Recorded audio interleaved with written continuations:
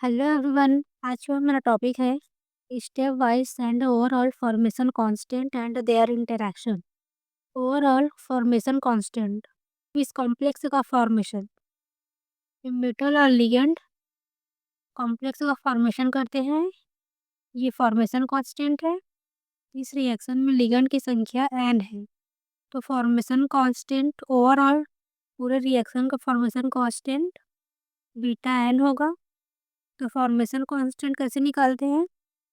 Product का concentration upon reactant का concentration. ये प्रोडक्ट, ये दोनों रिएक्टेंट। ये हो गया ओवरऑल फॉर्मेशन कांस्टेंट। अब स्टेप वाइज फॉर्मेशन कांस्टेंट।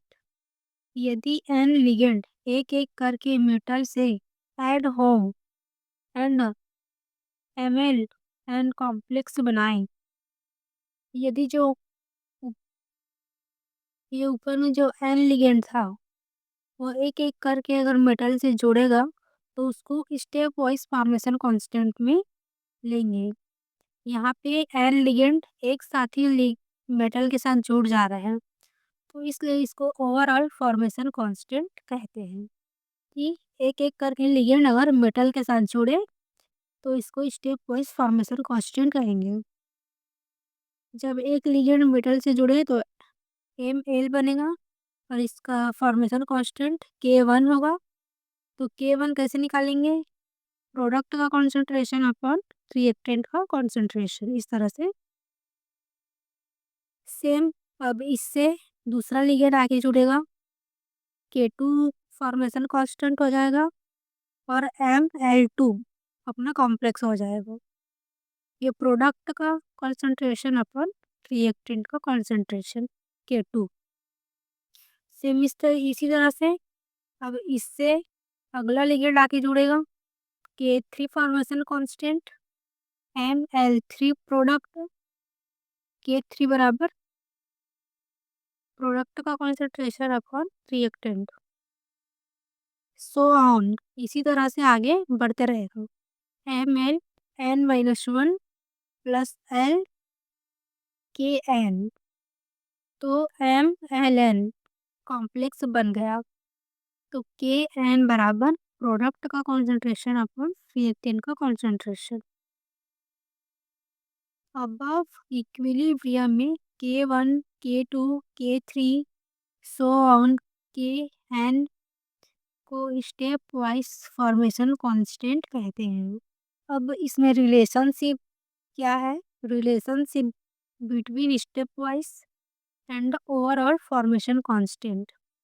किसी कॉम्प्लेक्स के स्टेप वाइज फॉर्मेशन में उसका स्टेप वाइज फॉर्मेशन कांस्टेंट का प्रोडक्ट उस कॉम्प्लेक्स के ओवरऑल फॉर्मेशन कांस्टेंट के इक्वल होता है। ये रिलेशनशिप होता है।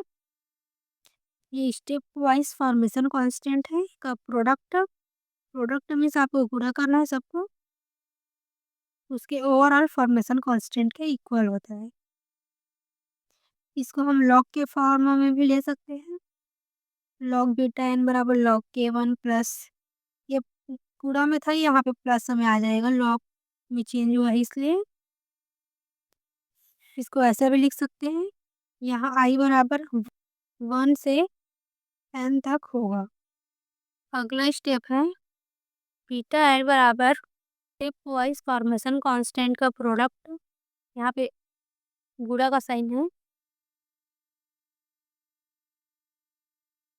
तो K1 का मान क्या आया था?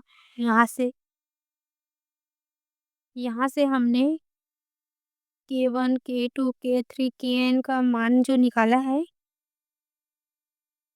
उसी को यहाँ पे रखते जाना है।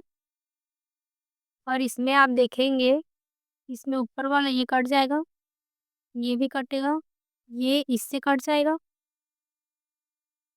ये दोनों नहीं कटेगा, ये रहेगा। सेम ये अगले वाले स्टेप में आएगा तो उससे कट जाएगा, सेम इसी तरह से कटते जाएगा।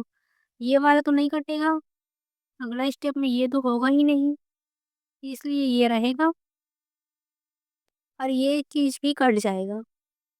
क्योंकि मान लो यहाँ पे 5 है, तो 5 - 1 4, तो इस वाले स्टेप में, पिछले वाले स्टेप में तो रहेगा ना ML 4 रहेगा ना, तो उससे कट जाएगा ये वाला, और ये लिगेंड वाला चीज़ नहीं कटेगा। तो इसको इस तरह से नीचे लिखते जाएँगे N बार।